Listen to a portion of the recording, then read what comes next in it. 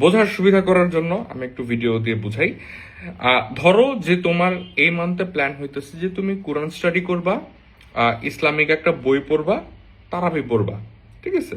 So এখন কোরআন তুমি কত পড়তে চাও, কি করতে চাও? তুমি খতম দিতে চাও, নাকি তুমি জাস্ট রিসাইট করতে চাও, নাকি তোমার স্পেসিফিক গোলটা কি? স্পেসিফিক্যালি তোমার গোলটাকে মেনশন করো যে আমি কোরআন প্রত্যেক দিন সূরা ইয়াসিন পড়তে চাই, ফর এক্সাম্পল ধরো। সো এখন সূরা ইয়াসিন পড়তে কতক্ষণ লাগবে? ধরো আধা ঘন্টা। সো তুমি আধা ঘন্টা টাইম প্রত্যেক দিন এক্সিকিউট করবা, তাই না? সো কোন আধা ঘন্টা, সারাটা দিনে কোন টাইম ল্যাপে আমি আধা ঘন্টাটায় সূরা ইয়াসিন পড়বো? এখন এটা আমার ফিক্স হয়ে গেল। ধরো যে আমি প্রত্যেক দিন সকালে ঘুম থেকে উঠার পরে ধরো 10টা 11টার দিকে আমি সূরা ইয়াসিন পড়বো।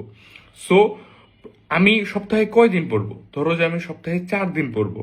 সপ্তাহে 4 দিন 11টা থেকে 11:30 পর্যন্ত আমি সূরা ইয়াসিন পড়তেছি।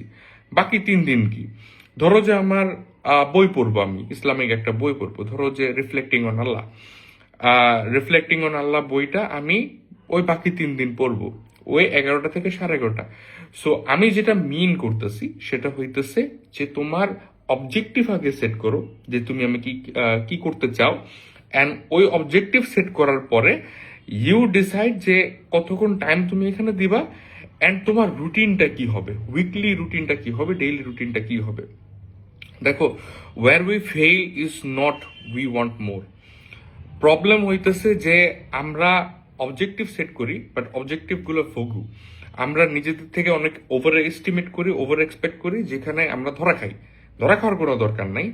তুমি দেখো যে রিয়েলিস্টিক ভাবে তুমি কতটুকু পারবা, অ্যান্ড কতটুকু তুমি অ্যাকচুয়ালি দিতে পারবে, এখানে ডিটারমাইন থাকো, and make the best choices.